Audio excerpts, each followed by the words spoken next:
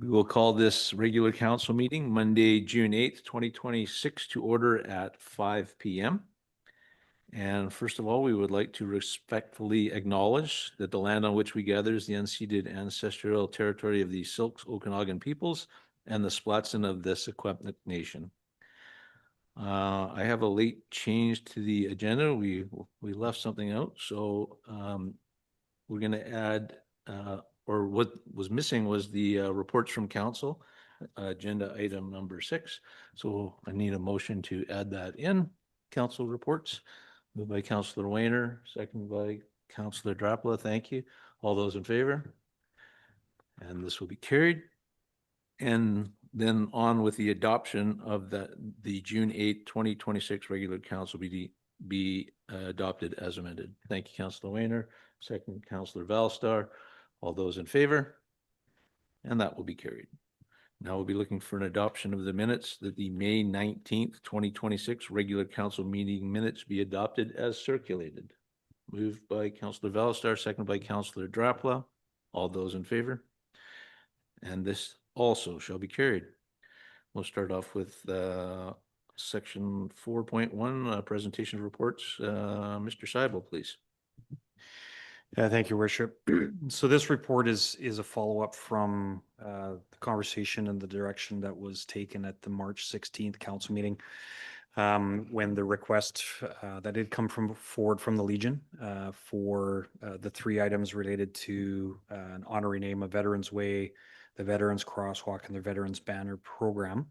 That was deferred to the Parks and Recreation Commission for discussion, and so that took place. And certainly Councillor Todd or Councillor Valstar will be able to speak to the conversation that took place there, but there were a couple of resolutions that came out from that, one of which was that the ASPR supported the installation of the Veterans Crosswalk at the crosswalk on Pleasant Valley leading into Memorial Park, and as well to direct staff to work with the Legion to get a Veterans Way sign for the park itself. So this was brought back to council now to essentially direction to move forward for the installation of the crosswalk, and to proceed with the signage. Cheryl, the general manager for Parks and Rec, and I have been in conversations. I've also spoken with Sean, who was here from the Legion when they made the present, or Sean Cody, sorry, from the Legion when the presentation was made. And so we're moving in the direction to enact this information if council so chooses tonight with the approval of the 2 resolutions that are in front of you this evening. So we've been in contact with our line painting contractor on their ability to support us in doing the painting. They have experience with these types of crosswalks. They have indicated there's some availability from their end to help us put this into place in reasonable time frame. We haven't talked specific dates, but it looks possible that the July 1st date could be achieved, so long as nothing from their end of it throws a wrench into that. So with that, the recommendations that were brought back are in relation to supporting the crosswalk and the costs associated with it, and then the maintenance on a go-forward basis. I know when the presentation was made, there weren't any discussions specifically with the Legion about how we do this going forward. So there is still a conversation that needs to happen, certainly with the Legion, but also with council in terms of where this goes beyond this year. We have other organizations such as the Pride Society with the sidewalk, where they provide a contribution. They refresh the paint themselves.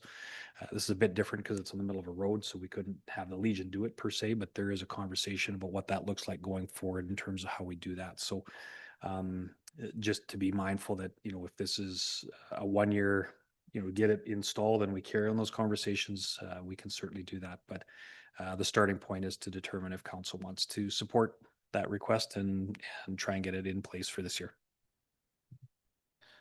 Thank you, Mr. Seibel. That'll be moved by Counselor Todd, second by Counselor Valstar. Chantal, am I required to read the motion as it's written, or are we good with what's there? I always prefer the public record that it's read aloud, sir. Thank you. Thank you.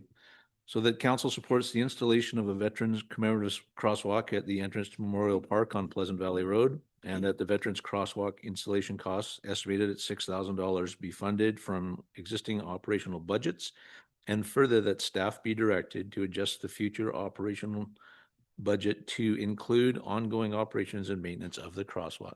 We have a mover and we have a seconder. I'll ask for any discussion. Seeing none, I'll call, Councilor Weiner. It's just, I am curious, are we talking $6,000 a year? Like, is it a refresh? Is it cheaper per year? And for the maintenance? And I'm also curious about the timing and the condition for something like Remembrance Day, what we can expect the condition to be like. Thank you. The issue of condition is something we've talked about. As you recall, the original request was to have it in place before November 1st for Remembrance Day. And then more recently, they were looking for it for July 1st for Canada Day. So there is a risk that if we're able to get it in for Canada Day as part of those celebrations, that there could be some wear and tear. I don't know how fast the crosswalk will break down in terms of the volume of traffic, because Pleasant Valley is a fairly busy road. The ongoing costs will be close to refresh. Like, it won't be the full amount, but it'll be pretty close to that, just because when you have to repaint it, you're repainting the whole crosswalk, right? So that's part of the conversation that would need to be had with Allegiance, so that can be brought forward in the future as to what that looks like, so that council can be aware of that. But we are mindful of that intervening period. If we're able to get it in by July 1st, what it would look like for Remembrance Day. Whether there's touch-ups or something, we'll just have to see how it holds up once it's installed.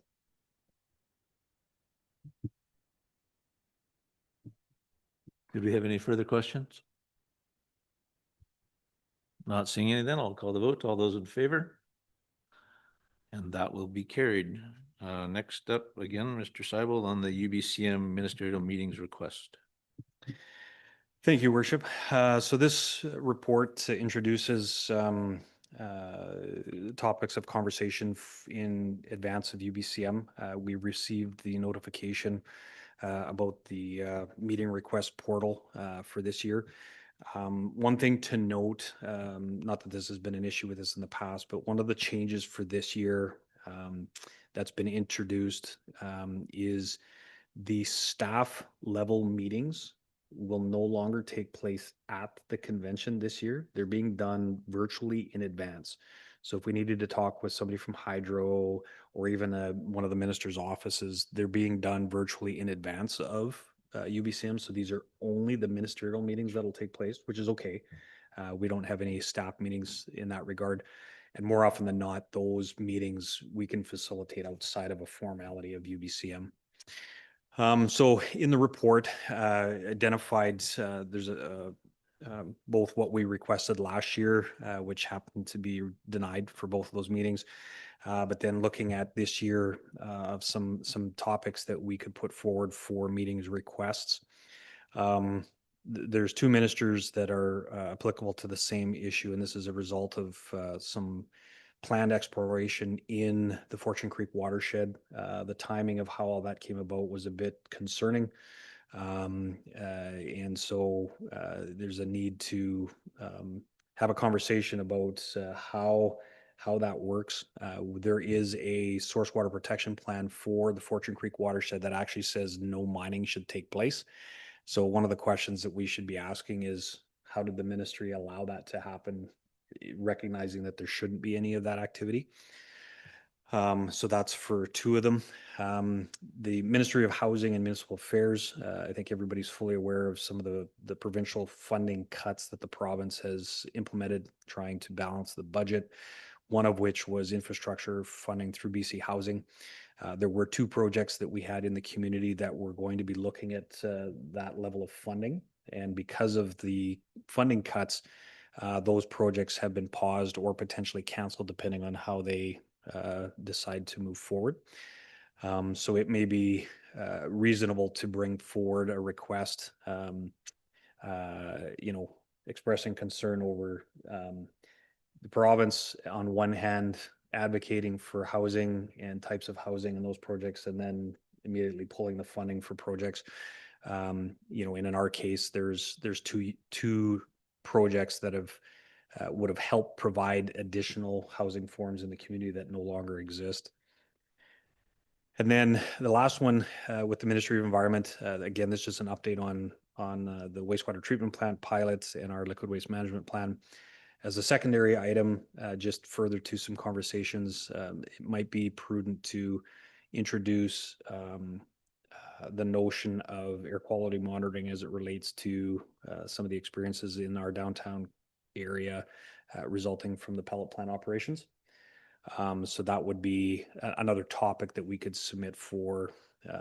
Having been through this before in one of my former communities where Drax operates, there is a very specific process that we'd need to follow to look at getting some air quality monitoring completed for the community for those operations. So those are the items that we'd identified, Your Worship, for consideration if council was agreeable. If there's any other options or other topics to consider, then we can certainly talk about those at this time as well for consideration before council votes.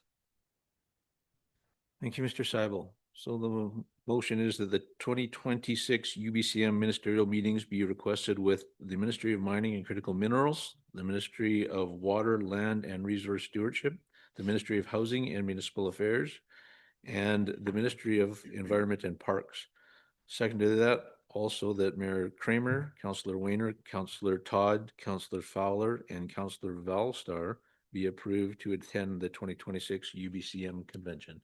Do we have a mover? Councillor Weiner, thank you. Second by Councillor Todd. Was there any discussion? Councillor Meach. Yeah, thank you, Your Worship. I'm just wondering under the plan to meet with the Ministry of Municipal Housing and Municipal Affairs, I wonder if it might be beneficial to include Minister of State for local government or for rural communities and local government for Brittany Anderson into that as well. Does that kind of fall under her portfolio a little bit as well? Thank you, Councillor Nietzsche. Councillor Weiner, did you want to comment on that? No. I don't see it hurting. We have met with Minister Anderson 6 weeks, 2 months ago. So she's very well aware of what's going on, but we can send out a meeting request there also. So we'll be looking at amending that motion then to also include Mr. Anderson. Do we have a mover? Councillor Weiner, I believe, second Councillor Valstar. And the vote on that motion then will be all those in favor. Thank you, and thank you, Councillor Nietzsche. Oh, and then going back to the main motion, that the 5 minister meetings are now requested, and that Mayor Kramer, Councillor Weiner, Councillor Todd, Councillor Fowler, and Councillor Valstar be approved to attend the 2026 UBCM convention. Moved by Councillor Knowles. Okay. Well, sorry, then we'll just call the vote on that then. Okay, Councillor Weiner, your question? I just had a question that did Spell Machine raise any specifics in regards to a meeting with the Ministry of Transportation? I remember there was some discussion around that. We were looking for some specifics if we wanted to have a joint meeting. I'm not aware if they've officially asked for a meeting with the Ministry of Transportation. I know when we talked about it at the last joint council meeting, there was some maybe differences of opinion as to what needed to happen there, but I haven't heard if they have. I can certainly reach out to Mr. Allen and see if that's been requested and if there's anything they need from us. Yeah.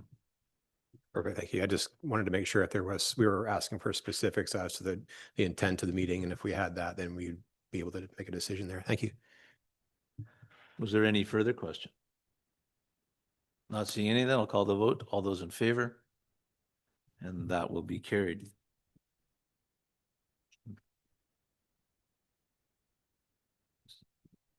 Next, under 4.3, The appointment of the chief election officer and the deputy chief election officer for the 2026 general local election, and the report from Ms. Weiss.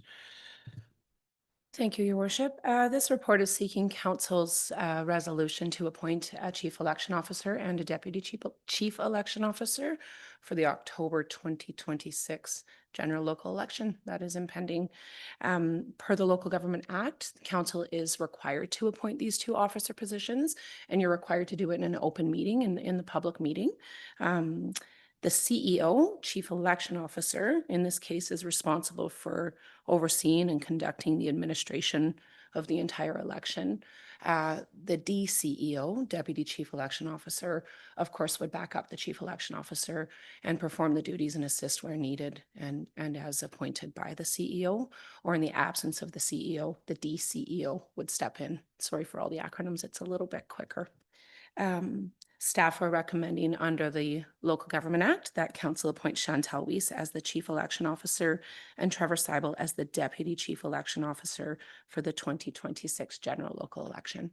Thank you. Thank you, Ms. Weiss. Do we have a mover? Let's get Councillor Drapela in there, and second by Councillor Valstar. Was there any questions? Seeing none, I'll call the vote. All those in favor? And that will be carried. And up next, we have some budget amendments. Report by Mr. Martins, our Chief Financial Officer. Thank you, Worship.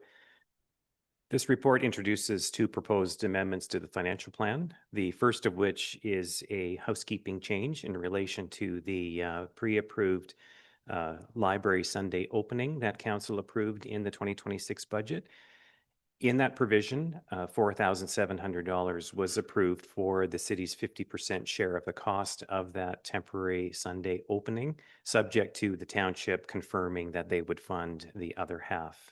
The city has received confirmation that the township will indeed fund the second half. So the amendment that's being proposed is housekeeping in that it is the Okanagan Regional Library standard practice to bill the host community for the full gross cost. And then the city would then recover the cost sharing from the township.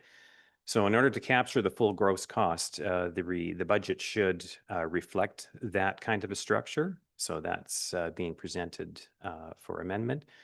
After this report was written, we found out there is a chance that the ORL may indeed direct bill the two communities. So if that happens, that's fine. But if it doesn't, then the budget, if this amendment is approved, will cover the standard practice of them billing us for the full gross amount. The second budget amendment that's being proposed is in relation to the 2026-2027 Fire Smart grant application, which has been successful. The community services manager applied for $200,000 over a 2-year period. The province approved $400,000 over a 2-year period. And what is before you in the report is a revamped internal budget of the project, utilizing a total of $218,000. I have to look it up here. $318,100 over the 2 years, which staff is suggesting is a reasonable size project that the city can feasibly complete over the next 2 years. There is a table there in the report that shows the allocation-based program by subfunction for the project. So what staff is looking for is a budget amendment for $126,100 for 2026 and $192,000 for 2027, fully funded from the provincial grant. So the recommendation is that council approve the increase to the 2026 budget for the Library Sunday opening from $4,700 to $9,388, representing the full gross cost of the service, with the increase being funded by the Township of Swalamasheen. And that council approve the 2026-2027 Armstrong Fire Smart project to be added to the budget as follows and funded entirely by provincial grant funds. 2026, $126,100, and 2027, $192,000. Thank you. Thank you, Mr. Martins. That'll be moved by Councillor Todd, seconded by Councillor Valstar.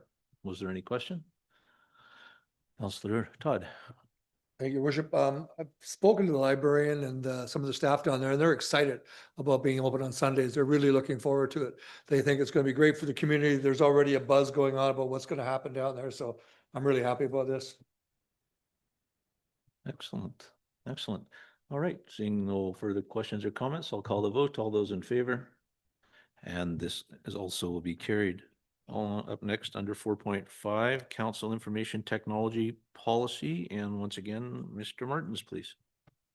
Thank you, Your Worship. Staff is continuing to review existing policies for policies that need to be amended to reflect current practice and evolving standards. The proposed policy that is before you is a consolidation of two existing policies with some additional provisions being added.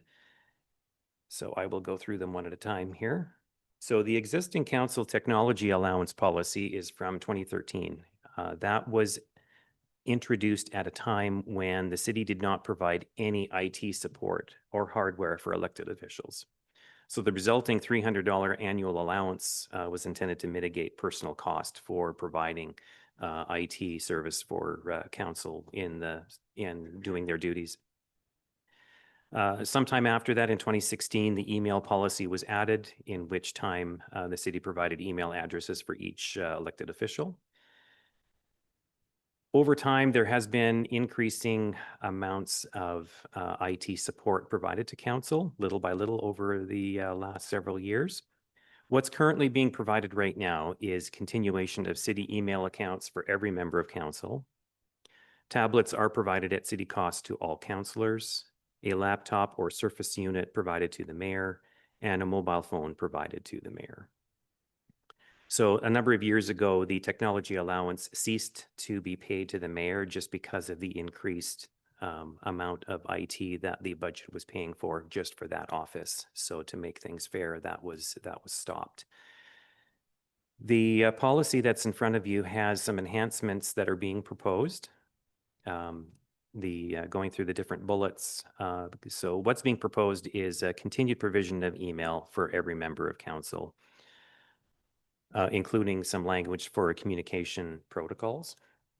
Continued provision of a mobile phone for the mayor. So nothing is being proposed to change from our current practice for that.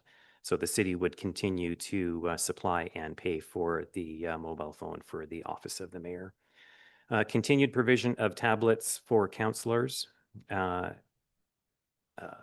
a laptop or Surface unit for the mayor, with the added provision of replacing all such hardware at the start of each council term. So currently, the tablets that council is using right now are actually from 2021. So what's being proposed is that at the end of each council term, those units would no longer be part of the city-owned equipment for IT.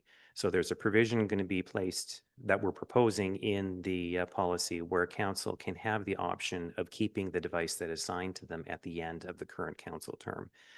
The value intrinsically would be pretty much at zero at the end of the 4 years. Being that these tablets are 2021, there's probably not a lot of value even right now with those units intrinsically.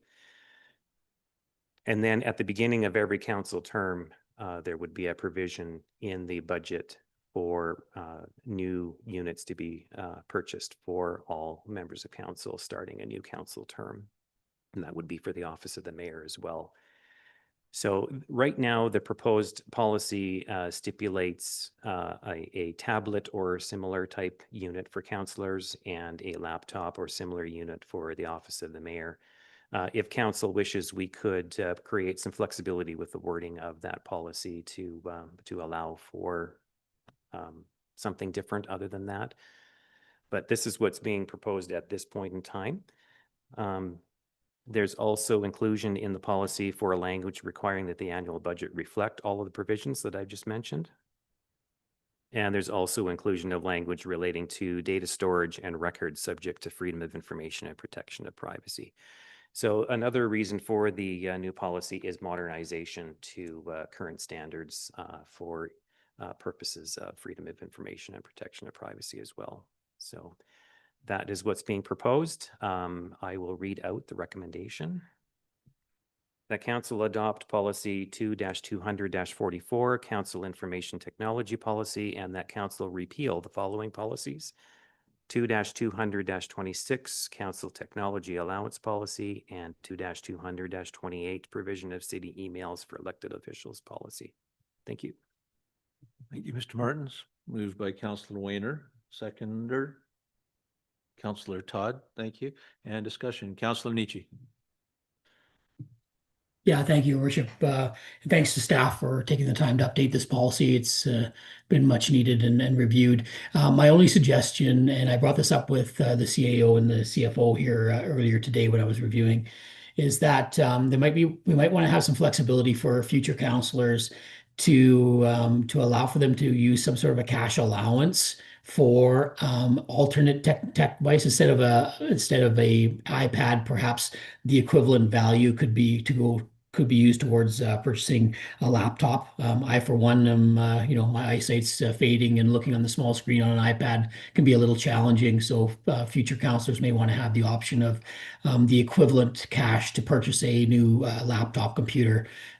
Essentially, it's a wash for the city. There are some cyber security concerns, but I'm sure that working with our IT provider, they can probably put in the right software that can limit any cybersecurity issues. But I think that flexibility for future counselors should be there.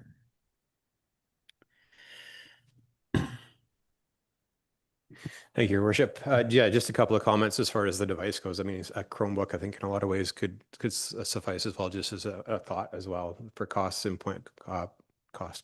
wise. And the other thing to consider also is having standardized equipment and being able to run what we need to run with the support that we receive is also something to consider as well. I certainly hear Councillor Nietzsche's argument. A larger screen definitely would be an asset to some people, so it's worth considering.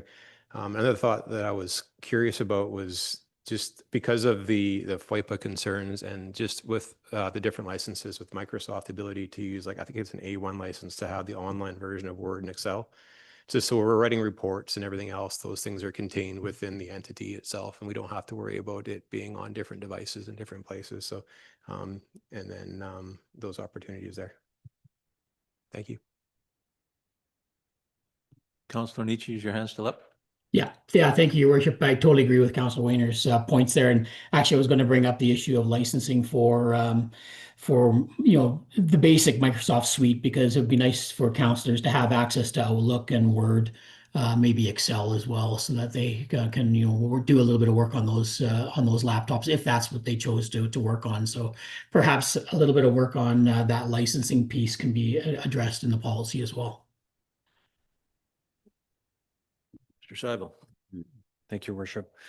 So just on that, certainly appreciate the comments about the licensing, because that is something that we want to make sure that there's consistency with.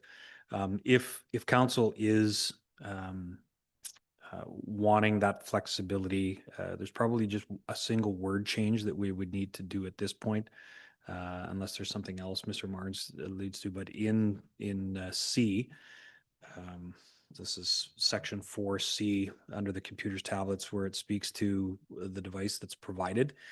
Right now it says each counselor will be issued a new tablet and keyboard.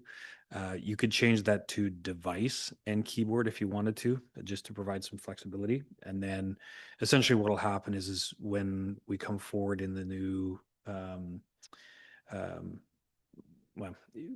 post-election, normally, in my experience, what happens is if there's new members of council, which we know we'll have at least one this go around, depending on who all runs, we reach out to them to determine what their preference is based on the policy and get it actioned.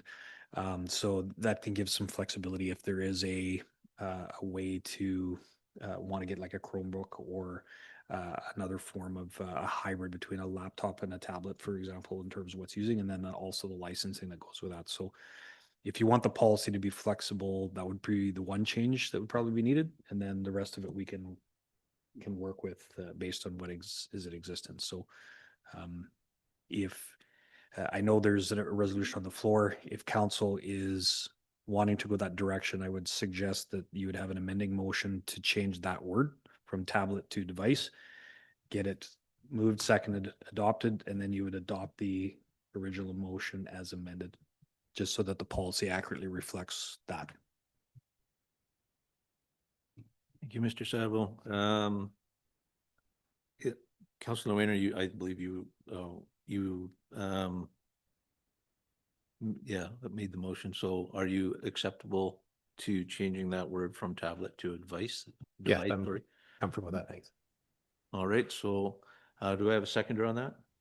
Councillor Todd, thanks. And I'll call the vote on that, then changing that wording. All those in favor? That will be carried, and then we'll go back to the original motion.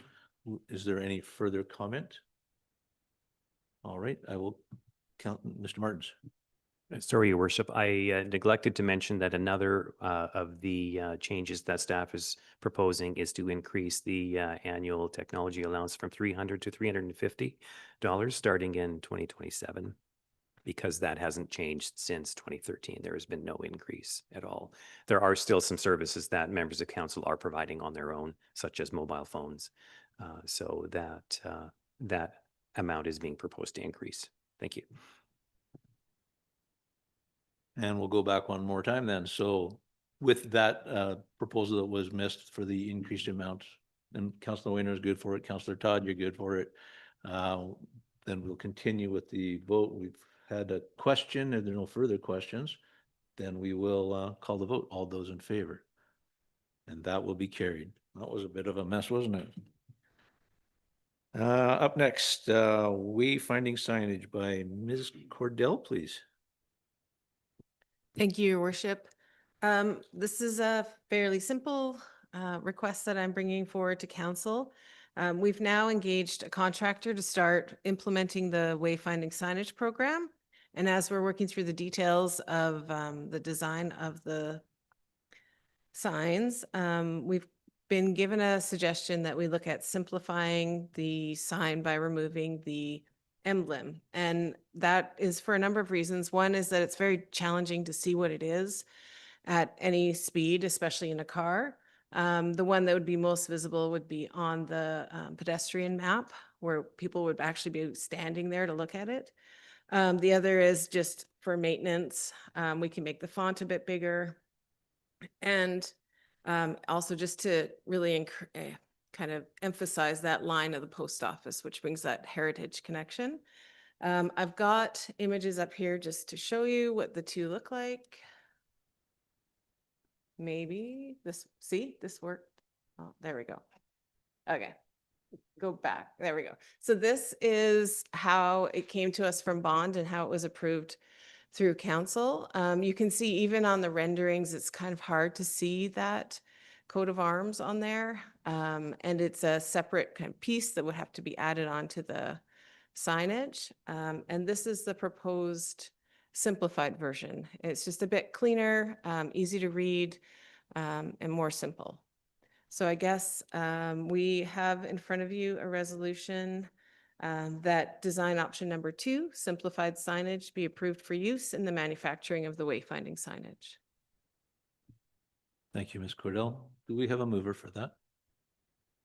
Councillor Fowler, second Councillor Todd. Questions, please, Councillor Nietzsche. Yeah, thank you, Lori. Lori, can I just confirm though, the background for the signage, I don't have an issue with the logo. I think I agree with staff's recommendation. It does make it complicated, but the background coloring doesn't fit, or at least I don't think it fits with our current branding. Or do we have a current branding plan? And is that blue color a part of our approved branding plan? Because it doesn't really match the coat of arms coloring that we have, which is green and gold and others, right? Thank you, through your worship, to Councillor Nietzsche. Yes, it is a different kind of stand from our general brand colors. My understanding is it is reflected in some of the wider colors, but we generally use mostly just the green and gold. This was considered as a more of a nod to the heritage colors that we have in the heritage palette and some of those historical elements. This is what they had recommended and council had adopted at that time. Thank you. Thanks. For any further questions? Councillor Todd. Thank you, Worship. So is that yellow or is that gold? It's like an off-white.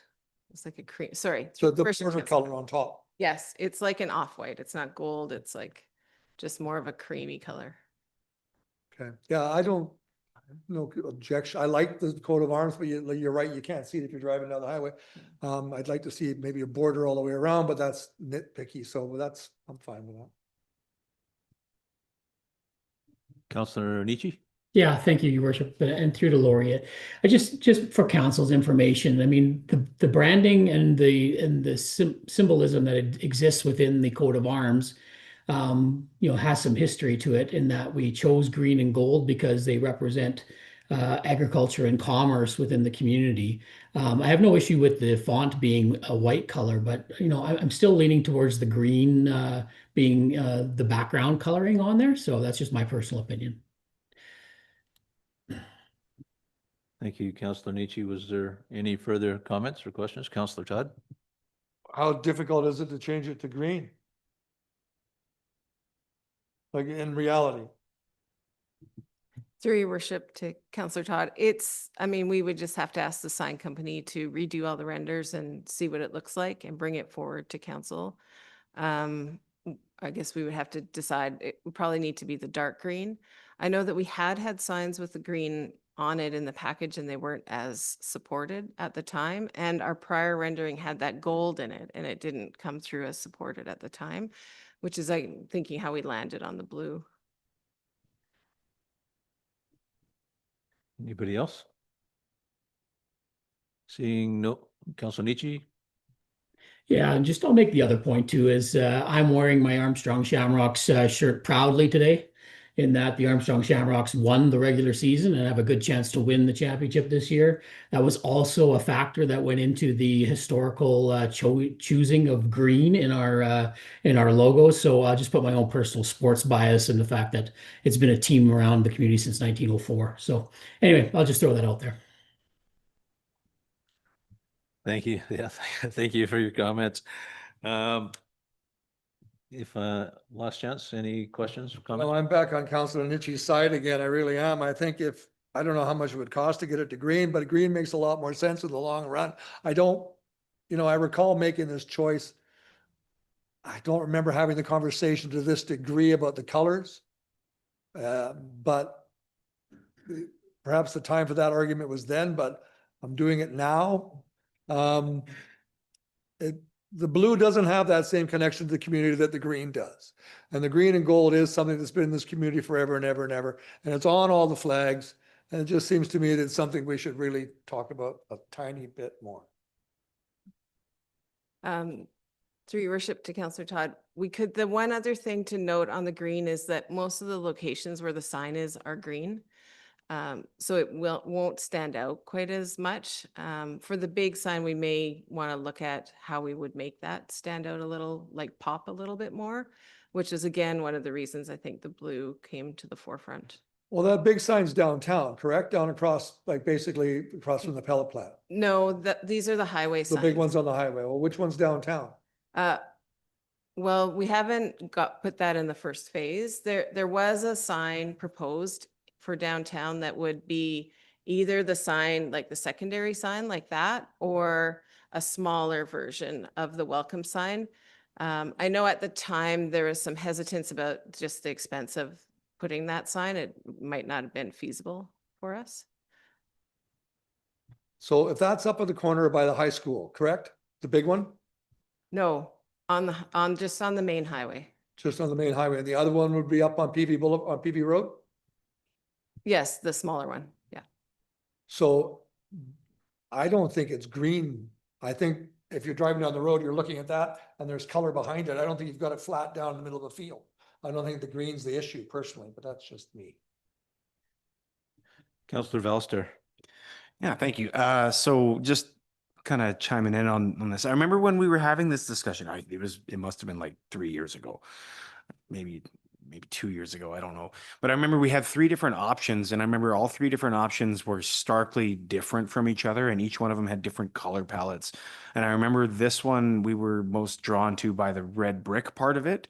I think that was the thing that we were kind of maybe not most fixated on, but I think that it was the style of this sign, the legibility, it fit our community like the most out of the three. I don't think at that time we were, I don't know if I was under the impression that we were selecting the color at the same time. Felt like it was more of a stylistic choice.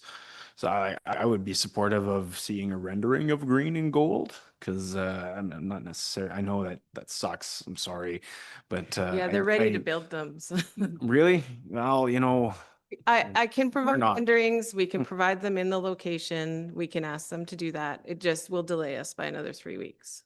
It's the only challenge that I see there.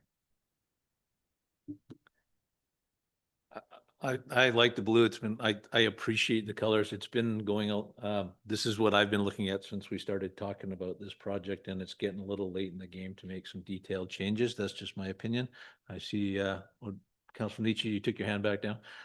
Anyways, on that point, we got to move on with our project. So there's a motion on the floor, or unless there's any more questions. Yeah, Councilor Balser, go ahead. Well, I mean, when we looked at this sign like a couple of years ago, you know what I mean? And now we're starting to have a bit of a discussion about a bit of coloring and that kind of stuff. I don't really feel like rushing it or pushing it back 3 weeks or something like that when I'm looking at a sign in 20 years going, it might have been better green. You know, that's just my personal take on it. I think I'm kind of leaning with Councillor Todd and Nietzsche on this a little bit more. Yeah, thank you, Your Worship. I agree with Councilor Belster. I don't think 3 weeks is a long time. I know it's a hassle and I know it seems like we're backtracking, but I really don't think we are. I think from my point of view, I don't remember thinking, oh God, blue is the color we want. I don't remember that in my mind, but I can see that in green coming down the highway. And I don't want to speak for the community to the point where I'm talking like I know what everybody's thinking. But if we go blue, people are going to say, well, why isn't it green? I mean, everything we do in this community is green. So I think perhaps that's something we should look at. Councilor Drapala. Thank you. Just a question to staff, I guess, it doesn't seem from my perspective that 3 weeks is a big deal to wait to see two different renderings, but is there some other implication that we're not aware of with that or? Through your worship to Councillor Drapala, our new sign contractor is incredibly keen and is wanting to install them like in the next few weeks. So we'll just have to push it back and then he'll have to reschedule his subs, right? So those are the main things. We may be able to still move forward with putting the bases in and then look at the sign parts later. It just means rejigging the process, that's all. Thank you, Councilor Weiner. I'm just curious, is there a cost to rejigging the process? Always. Yeah, unfortunately. Just ballpark, do we know, is it a significant cost or are we talking just something minor? Through your worship to Councilor Reyna, I don't know, probably not significant, but it does take more of their time and they charge us for their time, right? So, yeah. Why is everyone looking at me? It's usually the girls that change their minds here, and I have to try and think back, and I don't know why we chose the blue, except it was bold. I know that the main thing for my idea of choosing the signage was the heritage value, therefore the brick. But Councillor Todd mentioned the flag. We're not just talking about lacrosse shirts. We're talking about the flag, and it's green and yellow, green and gold. And sure, the blue could be the sky. I'm sure Big Sky, Montana has, wherever that place is, has blue. We're agricultural. So I would be happy to see green. I can't imagine it'd be too much change. I mean, we could do a computer rendering probably just by taking this into a computer right now and show us what green and gold look like. But I think this is a pretty big decision, and we have to be able to support the decision that's made to the taxpayers and all the people that come to town. I think we need to take our time and make sure we get it right. Mr. Seibel. Thank you, Worship. Sounds like it's gathering steam to want to have this relooked at. I would suggest that because you have the resolution on the floor, if council is looking to see a visual rendering with this heritage theme, because there was a fairly extensive process that we went through to get there. If you want to see this in green and gold, that would be the request that would be made to hopefully be brought back at the next council meeting to get the direction. As I said, 3 weeks isn't significant in the context of getting it right, but there was a fairly extensive process that we went through to get to this point. But if council is wanting to have that information, simply what you would be doing is putting a motion on the table to defer the decision to the next council meeting, at the same time that you're requesting a visual rendering, including the green and gold, based on this standard in terms of the heritage component, because that was what council wanted. So, Councillor Nietzsche. Yeah, thank you. I just want to be clear that I support the font being white colored. It's very difficult to make the gold color stand out back against the green background. I've played with this enough in my life, having run the lacrosse team for so many years. So I don't have an issue with making that. I'm just saying the background should be green. I like the heritage font. I like the heritage design. I love the brickwork. Everything is good there. It's just the background color that I think should be matching our coat of arms branding to a certain extent. And that's why I would recommend that we just look at what it looks like with a green background as opposed to a blue. Thank you. Stand by.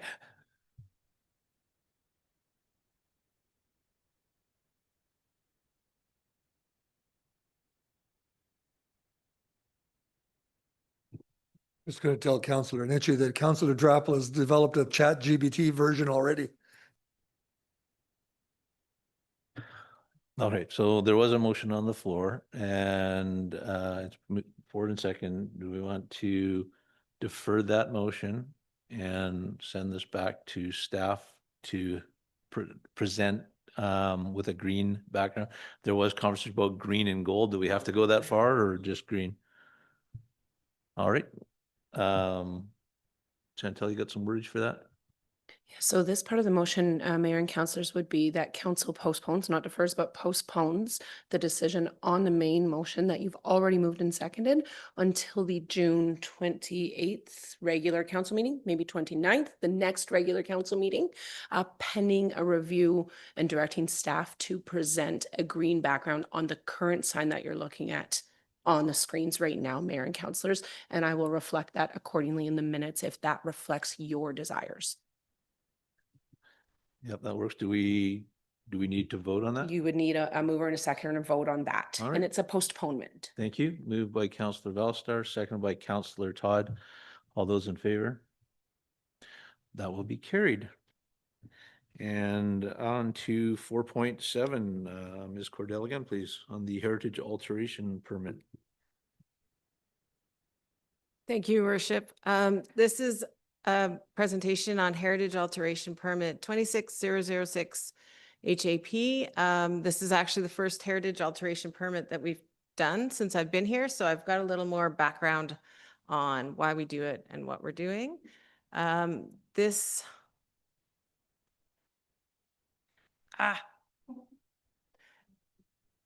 Okay.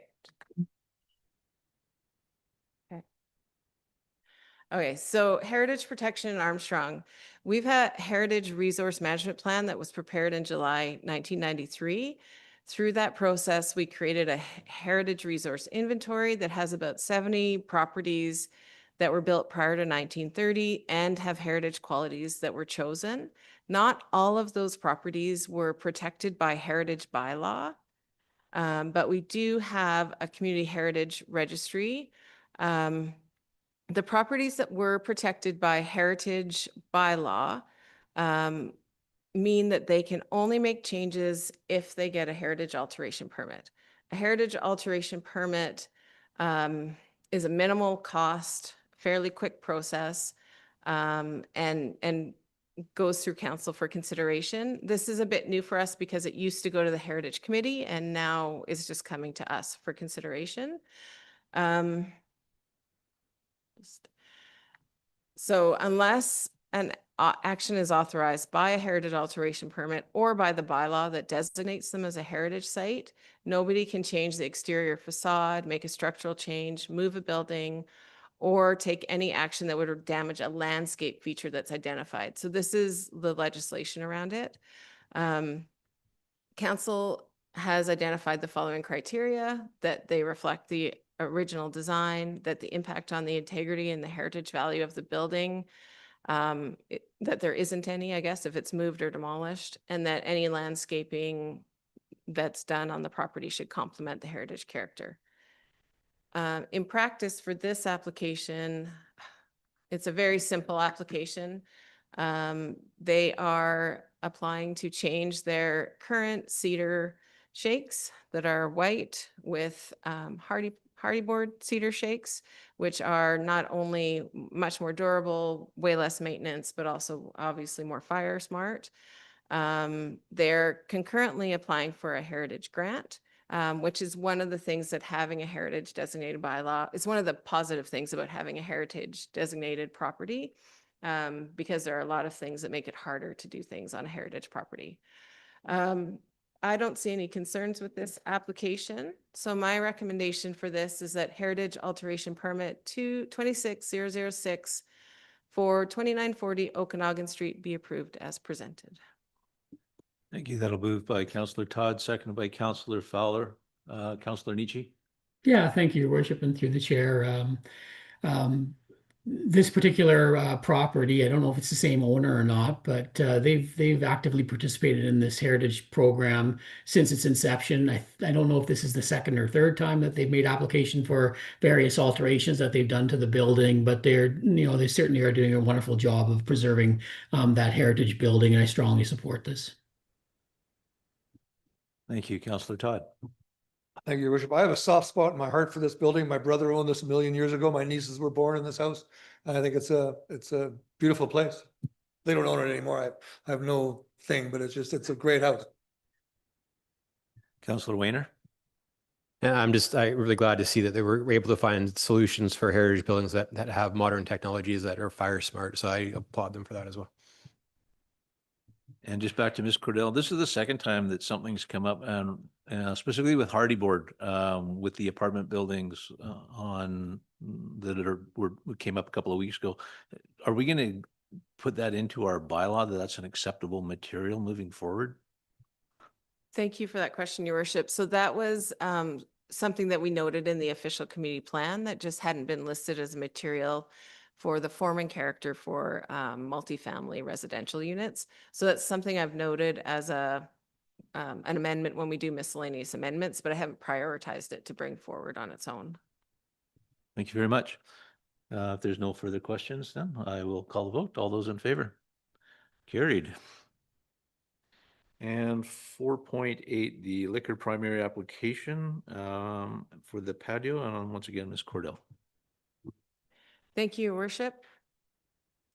This is an application from the Branding Iron Pub to make their temporary patio that they've had since COVID into a permanent patio. The Branding Iron, as everyone knows, is located on Okanagan Street. The patio was previously approved under the temporary approval process that Liquor Control, LCRB, Liquor and Cannabis Regulation, I always have trouble with their initials, anyways, brought forward. It was put in place at the time so that there could be more physical distancing and they could still have a useful number of people coming into the pub, but they would have more space. The approval for these all expired on December 31st, 2024, and it came to the owner's attention or the operator's attention recently. Because the temporary process didn't involve consultation or substantive review, the board has determined that permanent patio proposals have to go through the full liquor primary process. This is outlined. Our portion of this is outlined in our development review procedures. This parcel is zoned town center commercial. Eating and drinking establishments are permitted use. They've currently got the patio placed in the parking lot, which is really the only place it could be, as there's building and parking lot in those lots. Adjacent to the branding iron, we have living units on two sides, commercial and industrial on the other sides. They're required to have approximately 6 stalls of parking, which there's still space for after outside of the patio. We did refer this application to operations, bylaw, fire and building officials and the RCMP. The building official actually has a stronger role in these, in that they have to stamp the occupancy permit for the patio. And the building official has flagged some changes that will be required before they're able to do that. So some of the requirements that we have as a local government is that we have to include, when we make our comments to the board, the impact of noise on the community in the immediate vicinity of the establishment and the impact on the community if the application is approved. And when we provide the comment, we have to make sure that we've considered, sorry, I'm getting scratchy, the location of the establishment, the person capacity, and the hours of liquor service in the establishment. So the building official looks at the person capacity and the washrooms and all of those technical pieces. And of course, we look at the location when we're considering this. One of the things that we do is we send a notification to all the owners and occupants within 100-mile radius, 100-mile, sorry, 100-meter radius. And then we are specified to send it to sensitive properties as defined in the bylaw, which includes parks, daycares, schools, anything within a 300-meter radius. So we sent out a total of 171 letters that were mailed or hand delivered, because we send it in the mail to the owners and hand deliver to the occupants of the buildings. The deadline for comments was noon today, and we did receive one comment in support of the application. And you all have that on your desk. And Councillor Nietzsche, I emailed that to you as well. This came from Mr. Trainer. So through the referrals, we did have some concerns about the impacts of having reduced parking and of course the potential for noise with those residential units being right there. We only have one bylaw complaint over the last 3 years for the noise, so it's been functioning without concerns on that front. The current configuration of the patio was set up in a very temporary manner. It doesn't meet the building code requirements, and it won't meet the form and character requirements outlined in the official community plan. There's cattle panels kind of holding it together and barricading it. The gate is closed when there's a fire exit from the building that goes into the patio. So there's some changes that need to be made. One of our recommendations is going to be that the patio be redeveloped to improve that function and appearance. It would require a minor form and character development permit, which has been delegated to CAO Cybel. This is the patio as it stands currently, from the front, from the side, and then from the back of the building. And you can see the rear entrance to the building is kind of right beside the C-can there.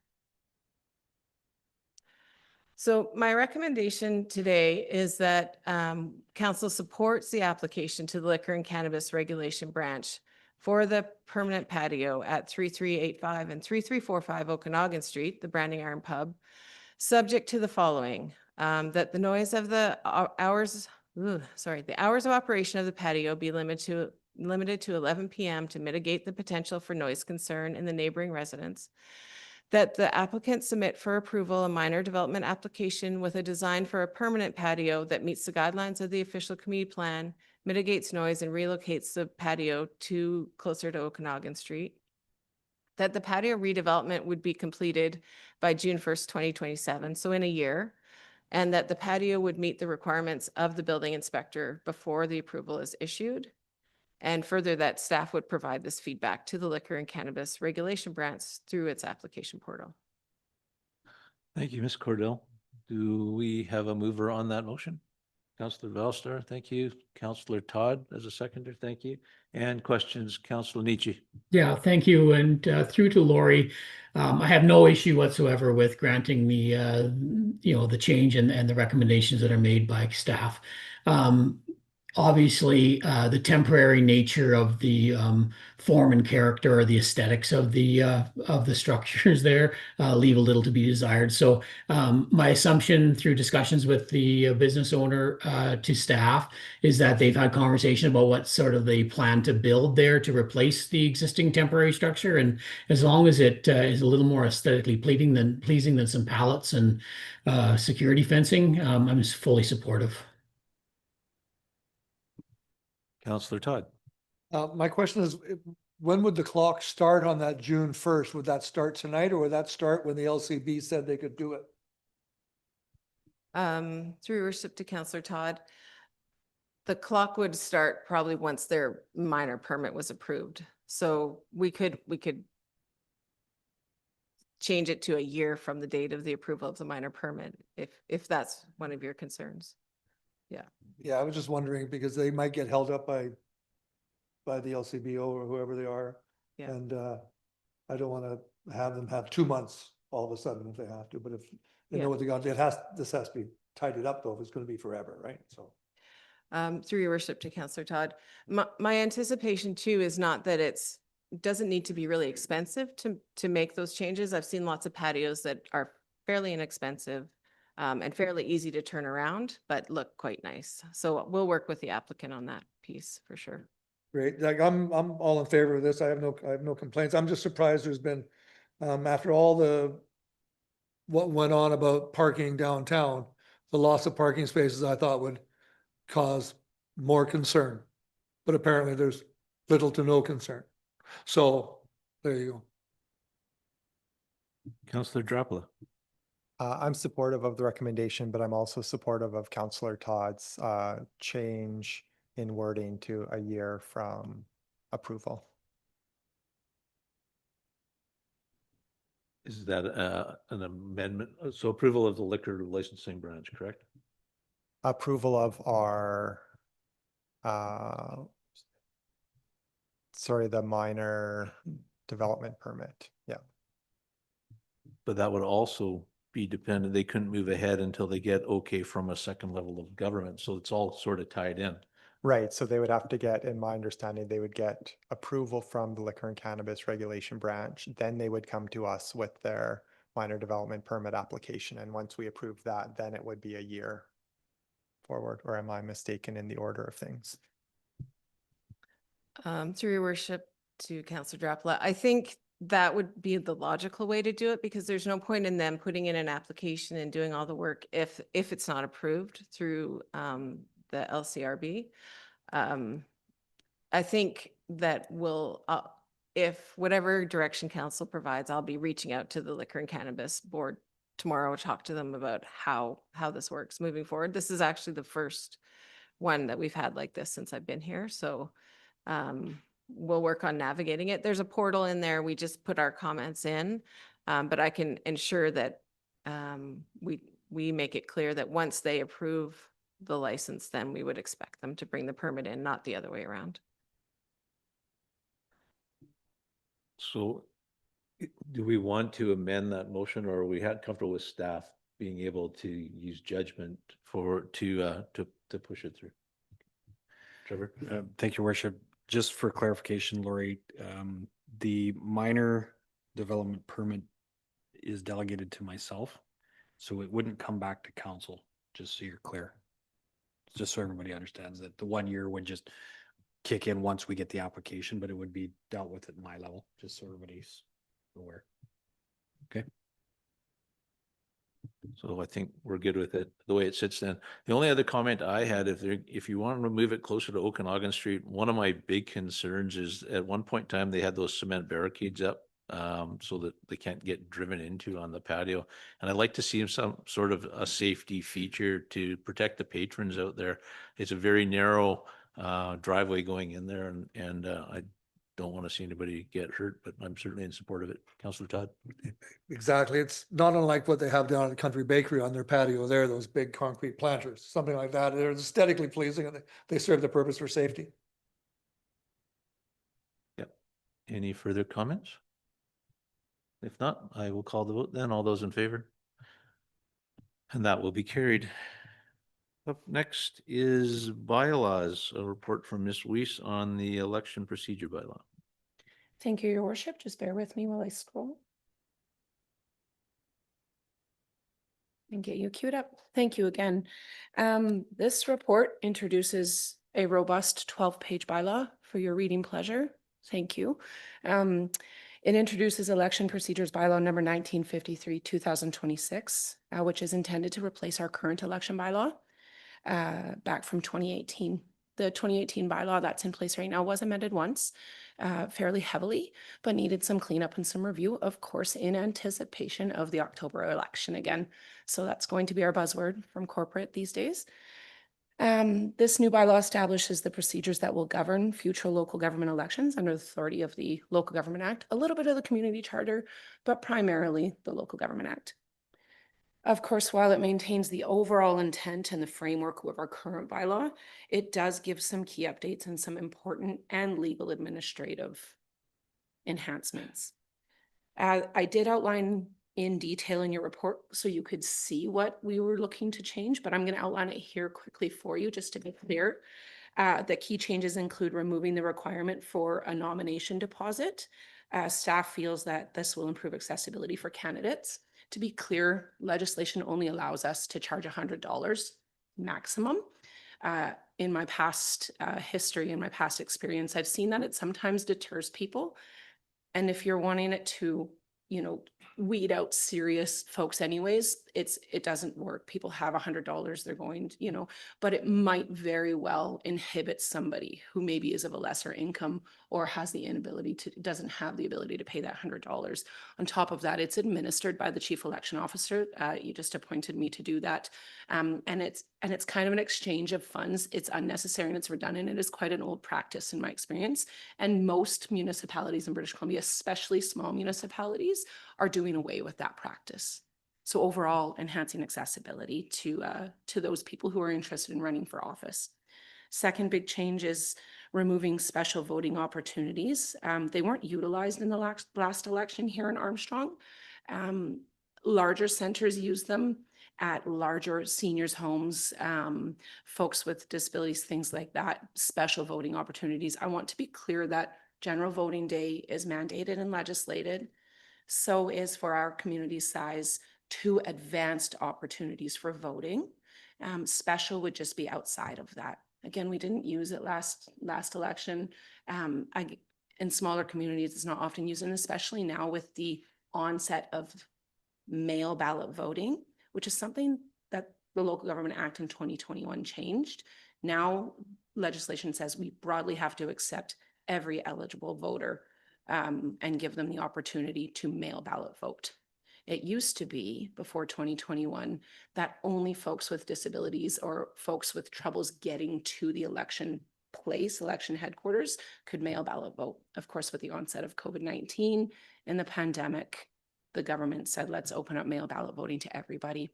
So I'm seeing a lot of the special voting opportunities in smaller communities being put to the wayside in new bylaws. And so I've done a good cross-section of that in communities like ours. Thirdly, I did refer to it, but just to be clear, we've updated mail ballot provisions to align with amendments made to the Local Government Act. We have no choice. We're no longer allowed to restrict people who vote by mail ballot. So anybody who is eligible to vote at the City of Armstrong can by mail if they wish.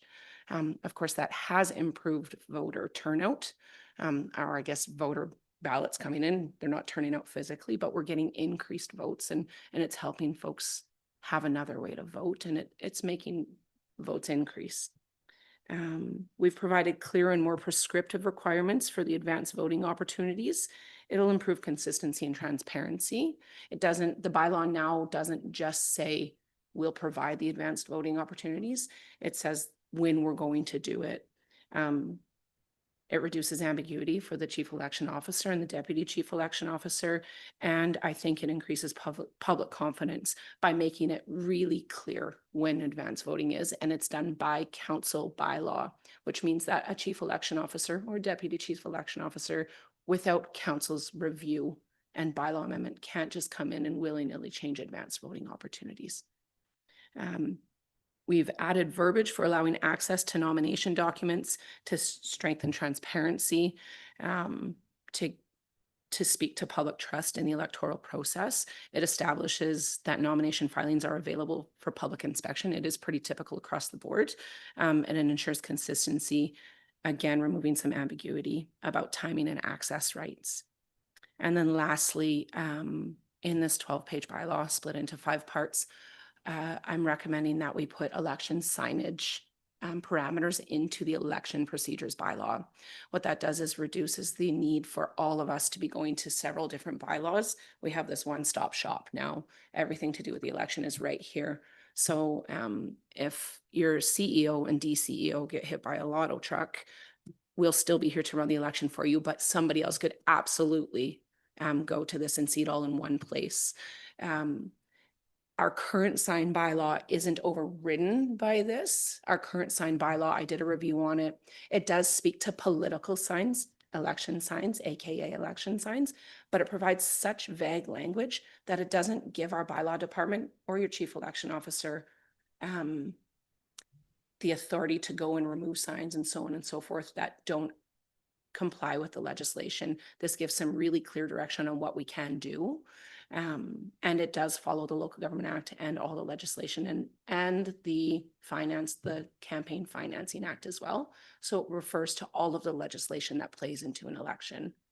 That being said, overall, we're not changing what your current bylaw does in spirit or in framework. We're making sure it's legal, it's modern, it's simple, it's maneuverable and navigable to read and to apply for your chief election officer, your DCEO, and all of the elections workers.